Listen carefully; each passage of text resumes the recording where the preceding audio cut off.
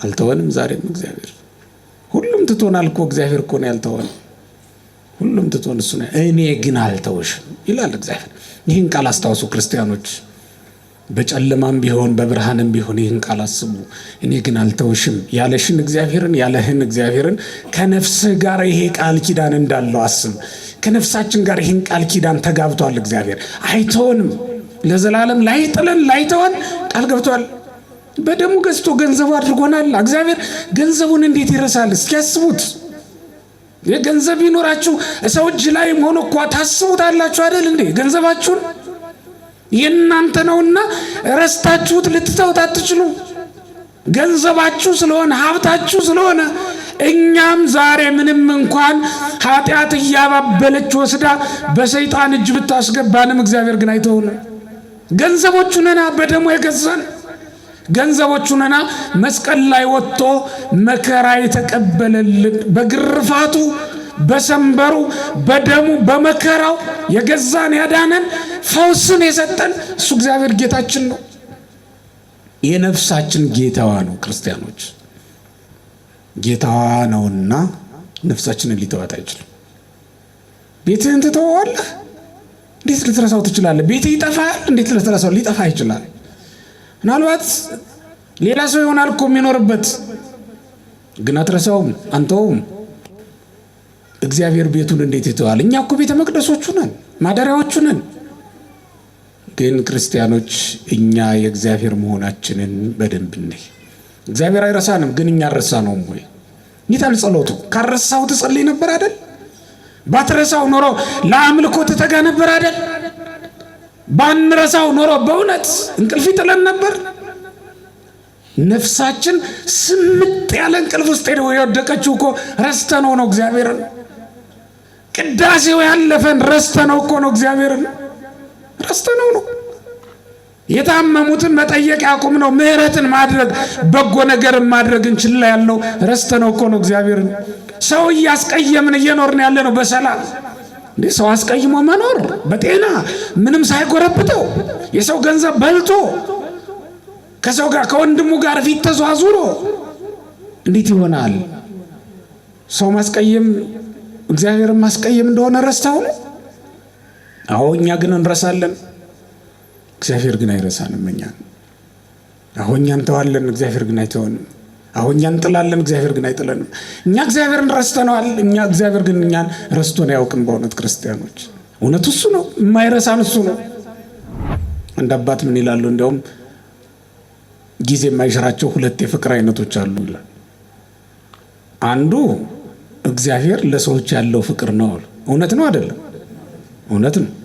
ሁለተኛው ፍቅር ደግሞ ሰው ለምግብ ያለው ፍቅር ነው ይላል። እውነት ነው አይደለም? እንዴ ለምግብ ካለን ፍቅር የተነሳ ከሆነ የምግብ አሰራራችን ራሱ አይነቱ መብዛቱ፣ ብፌ የሚነሳበት ቤት ገብታችሁ ታውቃላችሁ? ይህ ሁሉ ምግብ በምድር ላይ አለ የምትሉበት ቤት አለ። ለዛውም ደግሞ የበለጠ ልታዩ ትችላላችሁ። ሰው ለምግብ ካለው ፍቅር የተነሳ በተለያዩ ጊዜያት የተለያየ ነገር ያደርጋል። ይህንን እምላችሁ ለምንድን ነው? እኛ ምግብን እንደማንረሳ ሁሉ መብልን እንረሳለን። እኛ እንደውም እግዚአብሔር በፊታችን ያደረገው ሆዳችንን እንዳንረሳው ፈልጎ ነው መሰል። ነገሩ በጀርባ የሚሆን ምን ትረሱት አይመስለኝም። ትረሱት አላችሁ? አይ አትረሱም። በጀርባም ቢሆን አትረሱትም። አሁን በቃ በፊታችን ነው አንረሳው። እግዚአብሔርም ልክ እንደዛ ነው። ሁሉ ጊዜ በፊቱ ነው። እግዚአብሔር እኮ ጀርባ የለውም፣ ሁሉም ፊቱ ነው። በፊታችሁ ያለውን ነገር እንዴት ትረሱታላችሁ? አረ ሊሆን አይችልም። እናት ልጇን አዎ ትረሳለች፣ ከዓይኗ ትሰውረዋለች። አንዱ ቦታ ብትሄድ ይሰወራል ከዓይኗ አይደል? በገረድ በሰራተኛ እጅ ጥላው ትሄዳለች። እግዚአብሔር ግን በሰራተኛ እጅ ጥሎን የሚሄድ አምላክ አይደለም። በማንም እጅ አይጥለንም። ሁሉ ጊዜ በእጁ ነን። የሚያሳድገን እሱ ነው። በሞግዚት አይደለም የሚያሳድገን፣ በራሱ ነው የሚያሳድገን። ራሱን ተመግበን ነው የምናድገው። እናት እኮ 3 ዓመታት በጣም በቃኝ ትላለች አይደል? ለዛውም የድሮውን ነው የምነግራችሁ። በዚህ ዘመን ደግሞ ሌላ ቀመር አለው መሰለኝ አይደል? ውበት ያበላሻል። ስለዚህ ያንን የማያገኙም የዘንድሮ ልጆች። እግዚአብሔር ግን እድሜ ዘመናችንን እሱን እየተመገብ እንድንኖር ፈቅድልናል። ሁልጊዜ ህፃናት እንደሆነ ታውቃላችሁ። በሱ ፊት ሁልጊዜ ህፃናት ነን። እንደ ሕፃናት ሁኑ ሲል እግዚአብሔር እንደ ሕፃን እያባበለ ሊያኖረን እኮ ፈልጎ ነው። እንደ ሕፃን የምንሻውን የምንፈልገውን ነገር ሁሉ እያሟላ እቅፉ ላይ አድርጎ ሊያኖርን ስለሚፈልግ እኮ ነው። አድግኩ ለምን ትላለህ? ሕፃን ሁንና ኑር በቅፉ ላይ። ሕፃን ሁንና ኑር ክንዱ ላይ። ሁልጊዜ ሕፃን ሆኖ መኖር እንዴት ያቅተዋል ሰው? ማደግ እኮ ነው አይደል? ከባዱ ነገር ስታድግ ሁሉን ትሸከማለህ፣ ራስን ቻል ትባላለህ። በእግዚአብሔር ዘንድ ግን ራስን ቻል የሚባል ነገር የለም። አንተን ራሱ የሚችል ራሱ እግዚአብሔር ነው። ራሱ እግዚአብሔር ነው። ተመልከተ። አብርሃምን ሚስት አግብቷል፣ አገር አቅንቷል። ከ75 ዓመት በኋላ እየተከተለ እግዚአብሔር ይመግባል፣ መሬት ያስለቅቅለታል፣ ሞገስ ይሆነዋል። እየተከተለ ውሃ ያፈልቅለታል፣ እየተከተለ ተመልከተው። እስራኤል ከ600 ሺህ በላይ ናቸው። ያንን ሁሉ ሕዝብ እየተከተለ ይመግባል እግዚአብሔር። ብዙ ናችሁ ስሩና ብሎ አላለም። ምድር በፊታችሁን አትረሱና ቆፍራችሁ ብሎ አይደለም ያላቸው። እንደሌላው ሰው ዝናብ አዘንብላችኋለሁ ምድር እንድታበቅል አድርግላችኋለሁ አይደለም ያለው። ራሱ ምግብ እያመጣ መገበ። ያን ሁሉ እንደ ሕፃን ሆኖ መኖር እንዴት ያቅተዋል ሰው? በእውነት ክርስቲያኖች እንደ ሕፃን ብትሆንለት እኮ እግዚአብሔር አንተ እያባበለ እንባህን እየጠረገ ያኖርህ ነበር። ግን እኛ እንደ ሕፃን አንሆንም። ክፉ ነገርን በማወቅ አዋቆች ነን ብለናል።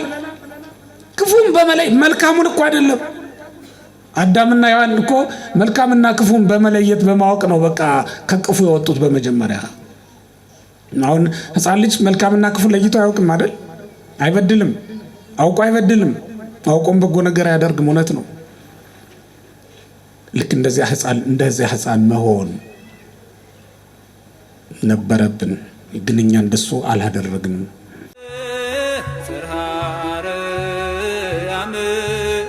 ክብርሽ ገናና ነው ለዘላለም። እንደምን አመሻችሁ። ለዚህ ዕለት ለዚህ ሰዓት እንኳን አደረሳችሁ። አሜን። በደሙ ያጠበን ከባርነት ቤት አውጥቶ ወደ ልጅነት የመለሰን በዚህ ዓለም ፋንታ መንግሥተ ሰማያትን ተስፋ አድርጎ የሰጠን በኦሪት ፋንታ ወንጌልን የሰራልን ወደዚህ ዓለም ወርዶ ተወልዶ እኛን መስሎ እኛን ያዳነን የአባቶቻችን አምላካችን መድኃኒታችን ኢየሱስ ክርስቶስ ከባህሪ አባቱ ከአብ ከባህሪ ሕይወቱ ከመንፈስ ቅዱስ ጋራ ስሙ ዛሬም ዘወትርም ለዘላለም የተመሰገነ ይሁን። ቃሉም የሚለው እኔ ግን አልተውሽም የሚል ቃል በትንቢተ ኢሳይያስ ምዕራፍ 49 ቁጥር 15 ላይ ተጽፎ እናገኛለን። ሁላችሁም ይህን ቃል እንድትሉ ጠይቃለሁ። እኔ ግን ብሎ አልተውሽም። ይህን ቃል ነቢየ እግዚአብሔር ኢሳይያስ የተናገረው ትንቢት ነው። እግዚአብሔር ለእስራኤል የገባው ቃል ኪዳን ነው። ቃሉ እንደሚነግረን ከፍ ብለን ስንመለከተው ጽዮን ግን እግዚአብሔር ረስቶኛል ብላለች። በውኑ ሴት ከማህፀኗ ለወጣው ልጅ እስከማትራራበት ጊዜ ድረስ ደርሳ ልትተወው ልትረሳው ትችላለችን? አዎ እሷ ልታደርገው ልትረሳ ትችላለች፣ እኔ ግን አልረሳሽም የሚል ቃል ኪዳን ነው የሰጣት ለጽዮን ማለት ነው። እዚያ ላይ የምንመለከተው እንግዲህ እግዚአብሔር ከእስራኤል ጋር ያለውን አንድነት ያለውን ግንኙነት እናውቃለን። በእስራኤል በብሉይ ኪዳን እስራኤል በሚስት እግዚአብሔር ደግሞ በባል ተመስለው ነው የተቀመጡትና እግዚአብሔርና እስራኤል በቃል ኪዳን የተዋዋሉ፣ በቃል ኪዳን የተስማሙ፣ በቃል ኪዳን አንድ የሆኑ ናቸው። አብርሃምን ከነበረበት ካደገበት ምድር ከካራን ካወጣው ጊዜ ጀምሮ እግዚአብሔር ለአብርሃምና ለዘሩ በገባው ቃል መሰረት እስራኤልን እንደ ሚስት የሚጠብቃት የሚንከባከባት የሚመግባት ሆኗል። ያም ማለት ለቤተሰብነት የመረጣት ርስቱ ስለነበረች በምድር ላይ እግዚአብሔር ሌላ ርስት የለውም፣ የሰው ልጅ ነው ርስቱ።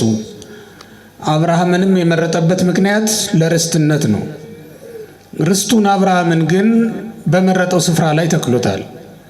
እኔ ወደማሳይ ምድር ውጣ ብሎ የተከለው ማርና ወተት ወደምታፈሰው ምድር አስገብቶ የተመረጠችውንና የከበረችውን ምድር ርስቱ ለሆነው ለአብርሃም ሰጥቶታል ማለት ነው።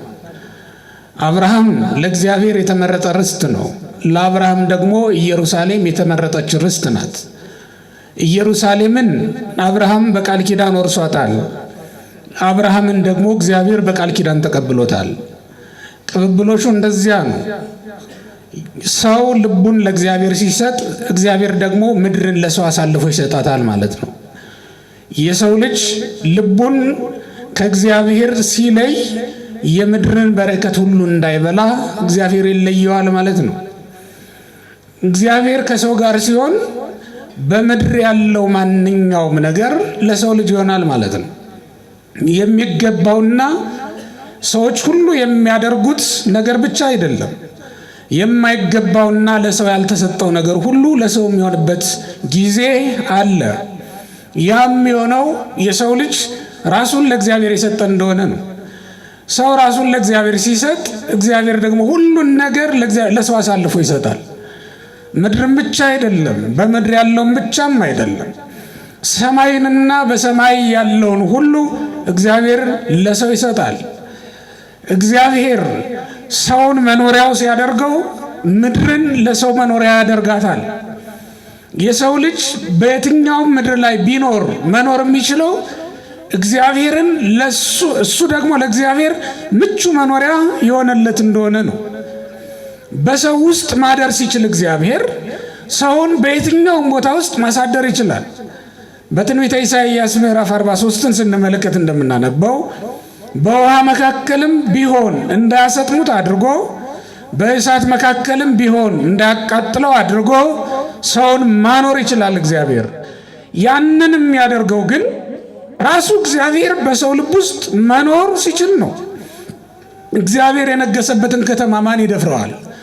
ጽኑ ንጉሥ የነገሰባትን ከተማ ሰራዊት የገነባ ንጉሥ በየትኛውም ሀገር ሂዶ ዘምቶ ድል አድርጎ ይመለሳል እንጂ ድል አይነሳም። እንደምታውቁት የነገሰባትን ከተማ አያስደፍራትም። አጥሯ ቅጥሯ የጸና ነው። ውሃዋን የሚቀዳት ሳሯን የሚነቅላት አንድም ወንድ የለም። እግዚአብሔር የነገሰበትንም ሰው ልክ እንደዚያው ነው። የራሱን ጠጉር ሳይቀር እግዚአብሔር ቆጥሮ ተረክቦታልና ማንም ሰው ያለ እግዚአብሔር ፈቃድ የራሱን ጠጉር መንቀል አይችልም። ለዚህም ነው በቅዱስ መጽሐፍ ወለክሙሰ ስዕርተ ርእስክሙኒ ሁሉ ቁዕቱ ይላል። በማቴዎስ ወንጌል ምዕራፍ 10 ላይ ለእናንተስ የራስ ጠጉራችሁ ሳይቀር የተቆጠረ ነው ይላል እግዚአብሔር። የራስ ጠጉራችሁ ሳይቀር የቅዱሳን የተቆጠረ ነው። የእግዚአብሔር ከተሞች ናቸውና እነሱ ራሳቸው የተቆጠረውን ማንም ሊነካው አይችልም። እግዚአብሔር ቆጥሮ ተረክቧቸዋል። ቅዱሳን አጥንታቸውን አይደለም፣ ሰውነታቸውን አይደለም፣ የራስ ጠጉራቸውን ከራስ ጠጉራቸው አንዷን ዘለላ ያለ እግዚአብሔር ፈቃድ ነፋስም ቢሆን ነቅሎ ሊወስዳት አይቻለውም ማለት ነው። ካልተፈቀደለት ማንም ምን በእነሱ ላይ ማድረግ አይቻለውም። ለምን? የእግዚአብሔር ከተማ ስለሆኑ። የሚፈራ ንጉሥ፣ ጽኑ ንጉሥ የነገሰባትን ከተማ ማን ይደፍራታል? አጥሯም ቅጥሯም የማይደፈር ጽኑ ነው አይደለም? የማይደፈር ጽኑ ነው። ማንም ቢሆን በኃይል ከእግዚአብሔር ጋር ይነጻጸራል። እግዚአብሔርን ሊደፍረው የሚችል ማንም የለም። ሰው በቃል ኪዳን ለእግዚአብሔር የተሰጠ ሲሆን ቃል ኪዳኑን አክብሮ መኖር ሲችል እግዚአብሔር ደግሞ በቃል ኪዳን ምድርን በጠቅላላ ይሰጠዋል። ሁሉንም ለሰው ልጅ ይሰጣል ማለት ነው። ሁሉን ለሰው ይሰጣል እግዚአብሔር። እስኪ አስቡት፣ ከአለት ላይ ውሃ ላውጣ ቢል ውሃ ላፍልቅ ቢል የሰው ልጅ ማን ይከለክለዋል? የእግዚአብሔር ሆኗል። አንድ ጊዜ አለትም ቢሆን ይታዘዝለታል፣ ፀሐይ ጨረቃም ቢሆን ይታዘዙለታል። ፀሐይ ጨረቃ ለኢያሱ እንደታዘዙለት ቀን ቢያጥረው ጊዜ ቢያንሰው ፀሐይና ጨረቃን ወደ ማዘዝ ገባ። ተመልከቱት። በእስራኤል ላይ ነው የተሾመ ለጊዜው እንዲመራቸው እንዲያስተዳድራቸው። እኔ ከአንተ ጋር ነኝ፣ አልጥልህም፣ አልተውህም፣ ከሙሴ ጋር እንደነበሩ ከአንተ ጋር ሆናለሁ ብሎ ቃል ኪዳን ገባለት እግዚአብሔር። በመጽሐፈ ኢያሱ ምዕራፍ 1 ቁጥር 5 ላይ እንደምንመለከተው ኢያሱ 1:5 ላይ እንደተጻፈው እኔ አልጥልህም አልተውም ከሙሴ ጋር እንደነበርኩ ካንተ ጋር ሆናለሁ አለው እግዚአብሔር። ከሙሴ ጋር እንደነበርኩ ካንተ ጋር ሆናለሁ። እስኪ በሉቴን ቃል ከማን ጋር እንደነበረ ከማን ጋር ሆነ? ይሄ ማለት ሐሳቡን በደንብ ሙሴና ኢያሱን አይደለም እዚህ ላይ የሚፈልገው እግዚአብሔር። ከአበው ጋር እንደነበርኩ ከትውልዱም ጋር እኖራለሁ ማለቱ ነው እግዚአብሔር። ከውሉድም ጋር እግዚአብሔር ይኖራል። ከማን ጋር እንደነበረ? ከአበው ጋር። ከአበው ጋር የነበረ እግዚአብሔር ከትውልድም ጋር ይኖራል። ከአብርሃም ጋር ነበረ እግዚአብሔር፣ ከይስሐቅም ጋር ነበረ እግዚአብሔር፣ ከያዕቆብም ጋር ነበረ እግዚአብሔር፣ ከዳዊት ጋር ነበረ እግዚአብሔር፣ ከሰሎሞን ጋር ነበረ እግዚአብሔር። ከማቴዎስ ጋር ገብቶ ወንጌል ሰብኳል። ከቶማስ ጋር ገብቶ ወንጌል ሰብኳል። ከዮሐንስ ጋር ገብቶ ወንጌል ሰብኳል። በሁሉም ቦታ እግዚአብሔር ከአባቶቻችን ጋር ነበረ። ከኛስ ጋር ይኖራል አይኖርም? ምክንያቱም ከሙሴ ጋር እንደነበር ከማን ጋር ሆኗል? ከኢያሱ ጋር ሆኗል። ከአበው ጋር የነበረ እግዚአብሔር ከውሉድም ጋር ይኖራል። ይሄ ቃል ኪዳኑ ነው። እግዚአብሔር የማይፈርስ የዘወትር ቃል ኪዳኑ ነው። እግዚአብሔር ቃሉን ይጠብቃል አይጠብቅም? ሰው ነው ቃሉን የሚያፈርሰው። እኔ ግን ያለ ለዚህ ነው እግዚአብሔር እኔ ግን አልተውሽም። ለምን? እናት ልጇን ትረሳለች፣ ትተዋለች። እናት ቃሏን ታፈርሳለች። ቃሉን የማያፈርስ ማን ብቻ ነው? እግዚአብሔር ነው። ወገኖቼ እግዚአብሔር ከኛ ጋር ቃል አለው፣ ከኛ ጋር ኪዳን አለው። ላይተወን ላይለየን ቃል ኪዳን አለው እግዚአብሔር። ትቶኛል ብላችሁ እንዴት አስባችሁ? በእውነት ክርስቲያኖች ትቶኛል ብሎ ያሰበ ሰው በእውነት እግዚአብሔርን እንደ አምላክ ያውቀዋል፣ እንደ ፈጣሪነቱ ያውቀዋል፣ ይቀበለዋል። እግዚአብሔር ይተው ዘንድ በእውነት ይችላል? እግዚአብሔር ቃሉን ይረሳ ዘንድ ይችላል? እግዚአብሔር መርሳት አለ በሱ ዘንድ? ማንም በሱ ዘንድ የተረሳ አይደለም። አንተም አንቺም በሱ ዘንድ የተረሳችሁ አይደላችሁም። እንኳን እኛን ይረሳ ዘንድ እግዚአብሔር የራስ ጠጉራችንን እንደማይረሳ ቃል ገብቷል እግዚአብሔር። ከኛ መካከል እግዚአብሔር ረስቶ የራስ ጠጉሩን አጉድሎ የፈጠረው ሰው አለ? ከኛ መካከል እግዚአብሔር ረስቶ በጣቶቹ ላይ ጥፍር ያላበቀለለት ሰው አለ? እግዚአብሔር ከኛ መካከል ረስቶ እግዚአብሔር ዓይን ያልተከለለት ሰው አለ? ከኛ መካከል ረስቶ እግዚአብሔር አካል ያጎደለበት ሰው አለ? ይህን ያክል የማይረሳ ከሆነ እግዚአብሔር ረስቶኛል ብላችሁ እንዴት አስባችሁት? በእውነት ክርስቲያኖች ስለራበን፣ ስላመመን፣ ስለደከመን፣ ስለጎደለብን ረሳኝ ብለን እንዴት እናስባለን? እግዚአብሔር ረስቶ ተሳስቶ ፀሐይ ዘግይታ ታውቃለች? እስኪ ንገሩኝ፣ ዘግይታ ታውቃለች? አታውቅም። እግዚአብሔር ረስቶ ተሳስቶ ፀሐይን ያለ ጊዜዋ በሰማይ ላይ ትቷት ያውቃል? ጊዜዋን አይታ ጠብቃ ትገባ አይደል እንዴ? ይሄን እኮ እንደ ትራፊክ መብራት አንድ ጊዜ ሲስተሙን አጀስት አድርጎ ትቶት ይሄድ አይደለም። እግዚአብሔር አዘጋጅቶ ትቶት ነው አይደለም። በየቀኑ ይመግባል፣ ሳይረሳ ሁሉን ያሰናዳል እግዚአብሔር።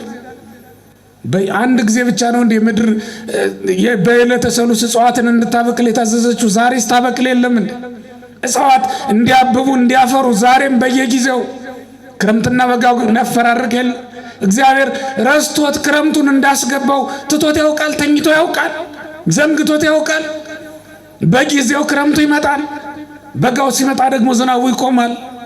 ደመናት የሚመጡት በጊዜያቸው ነው። ውሃ የሚቀዱት በታዘዙበት ጊዜ ነው።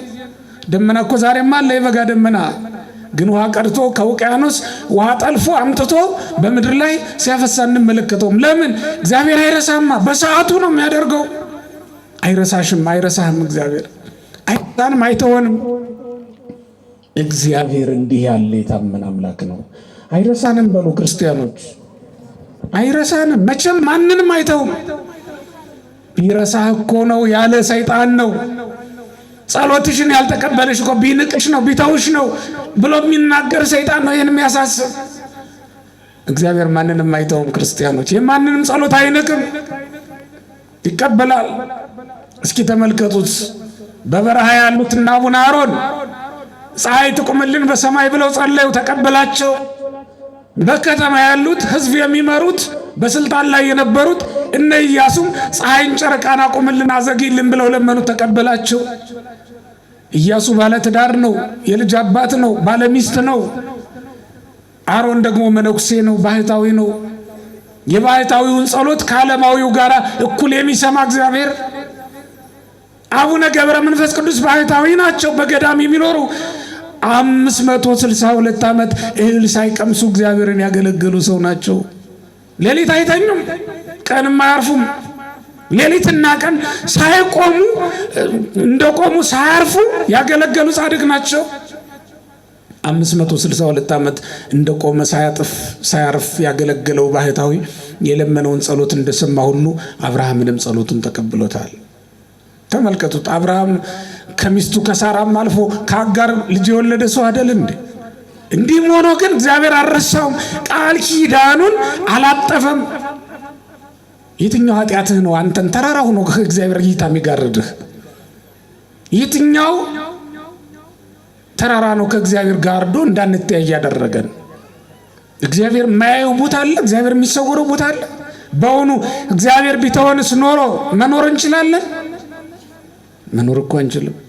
የተዋችሁት ቤት በበነጋው በሌላ ቀን ብትሄዱ ሸረሪት ወርሶት አይደል የምታገኙት? የተዋችሁትን የማትኖሩበትን ስፍራ ግድግዳው ነቅቶ ፈራርሶ አይደል የምታገኙት? ወድቆ እቃው ያስቀምጣችሁት ረስታችሁት ትንሽ ቀን ብትቆዩ። እግዚአብሔር የሚረሳ ቢሆን ኖሮ በእውነት እንዴት በተተውነ ነበር። ስለማይረሳ ነው እንጂ እግዚአብሔር በእውነት ዛሬ እንደ ሰዶም እንደ ገሞራ ባልሆንም ነበር፣ ባልጠፋንም ነበር። ሰዶም ገሞራ የሰራችውን ኃጢአት እኮ እኛም ሰርተናል። ስለማይረሳ ነው እንጂ እግዚአብሔር እንደ ሰባት ካት ዛሬ ንፍርዋ ወርዶ ባልቀቀለንም ነበር። እንደ ሰባት ካት ያለውን ኃጢአት ዛሬም ሰርተናል። እነሱም እኮ የፈጸሙት ዝሙት ነው፣ ሌላ ነገር አላደረጉም። እንደዚህ ዘመን ዝሙት በዝቶ የተሰራበት ዘመን አለ። እነሱም እኮ የሰሩት ይሄንኑ ነው። እኛ እንደ አፍኒን እንደ ፊናስ አይነቱን ኃጢአት አልሰራንም ዛሬ እንደ ካህናቱ። እነሱ መቅደስ አያውቁ፣ ከተማ ያውቁ። መቅደሱና ከተማ አንዱ ሆኖባቸው ወደ ቤተ መቅደስ ለጸሎት የመጡትን ሴቶች ሳይቀር ይቀጣጠሯቸው ነበር። መቀጣጠሪያ አድርገውት ነበር ቤተ መቅደሱን። መሰዊያውን ለራሳቸው ጥቅም አውለውት ነበር። ተመልከቱት። ነገር ህዳር 21 ላይ ምናልባት በሰፊው ታሪኩን ተሰሙት ይሆናል። በመሰዊያው የራሳቸውን ጥቅም መሰብሰቢያ አድርገውት ነበር። ዛሬ የንግድ ስፍራ የማያውቁ ቤተ መቅደስ ለይተው የማያውቁ ሰዎች አሉ አይደል? የቤተ መቅደሱና የንግድ ስፍራው ተመሳስሎባቸው ቤተ መቅደስም ሲነምጡ ይነግዳሉ፣ ከተማም ሲሄዱ ይነግዳሉ። እንደዚህ ሆነው ይኖራሉ።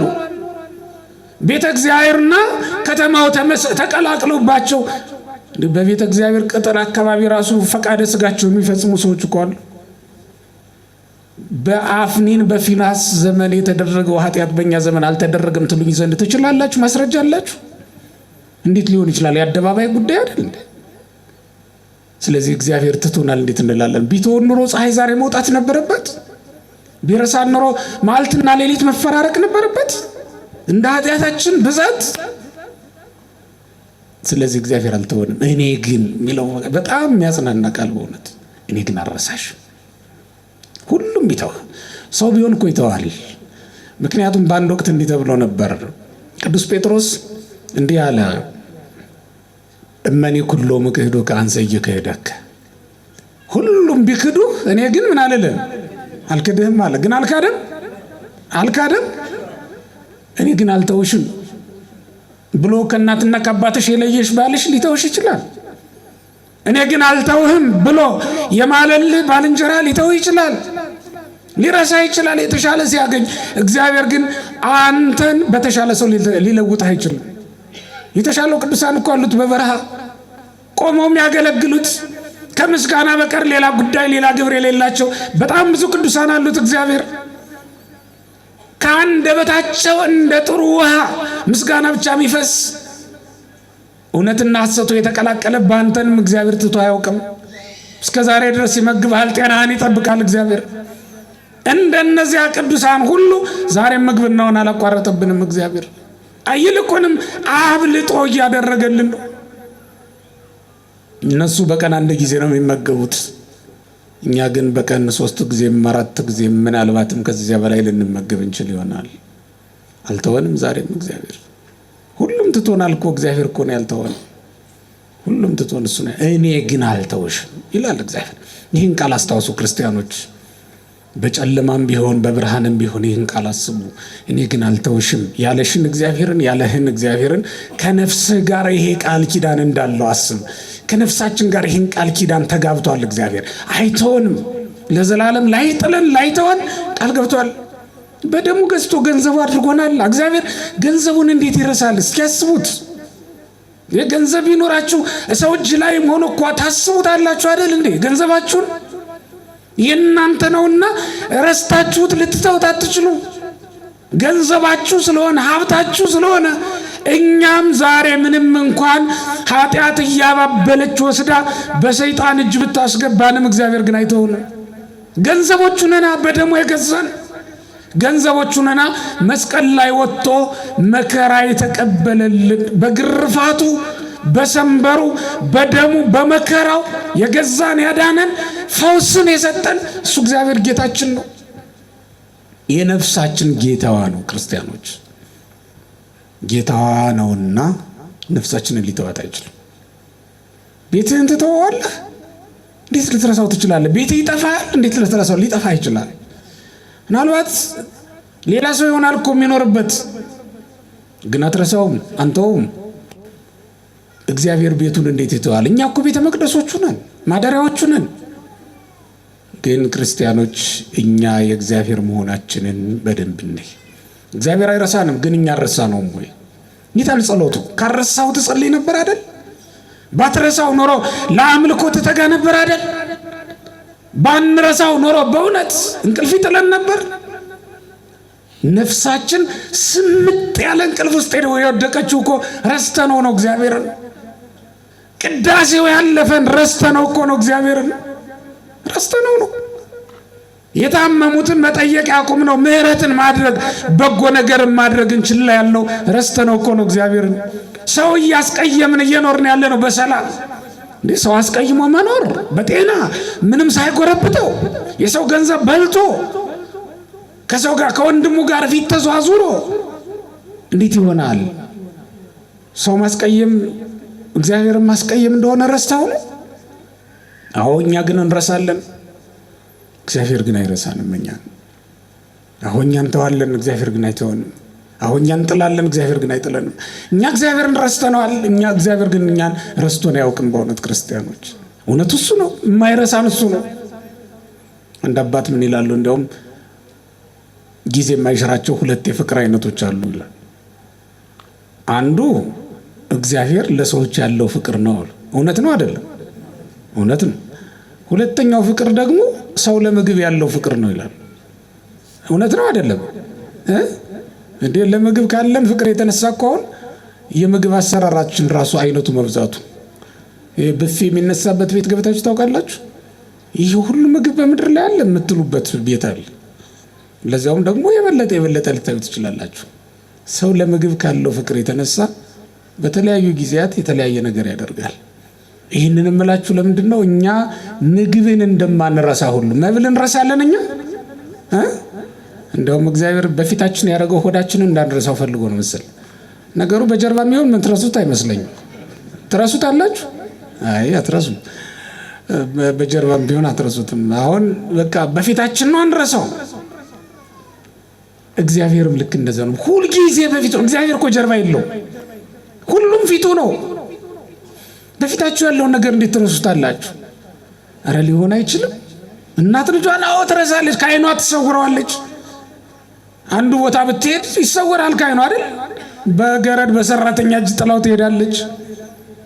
እግዚአብሔር ግን በሰራተኛ እጅ ጥሎን የሚሄድ አምላክ አይደለም። በማንም እጅ አይጥለንም። ሁልጊዜ በእጁ ነን። የሚያሳድገን እሱ ነው። በሞግዚት አይደለም የሚያሳድገን፣ በራሱ ነው የሚያሳድገን። ራሱን ተመግበን ነው የምናድገው። እናት እኮ 3 ዓመት አጥብጣ በቃኝ ትላለች አይደል? ለዛውም የድሮውን ነው የምነግራችሁ። በዚህ ዘመን ደግሞ ሌላ ቀመር አለው መሰለኝ አይደል? ውበት ያበላሻል። ስለዚህ ያንን የማያገኙም የዘንድሮ ልጆች። እግዚአብሔር ግን እድሜ ዘመናችንን እሱን እየተመገብ እንድንኖር ፈቅድልናል። ሁልጊዜ ሕፃናት እንደሆነ ታውቃላችሁ። በሱ ፊት ሁልጊዜ ሕፃናት ነን። እንደ ሕፃናት ሁኑ ሲል እግዚአብሔር እንደ ሕፃን እያባበለ ሊያኖረን እኮ ፈልጎ ነው። እንደ ሕፃን የምንሻውን የምንፈልገውን ነገር ሁሉ እያሟላ እቅፉ ላይ አድርጎ ሊያኖር ስለሚፈልግ እኮ ነው። አድኩ ለምን ትላለህ? ሕፃን ሁንና ኑር በቅፉ ላይ። ሕፃን ሁንና ኑር ክንዱ ላይ። ሁልጊዜ ሕፃን ሆኖ መኖር እንዴት ያቅተዋል ሰው?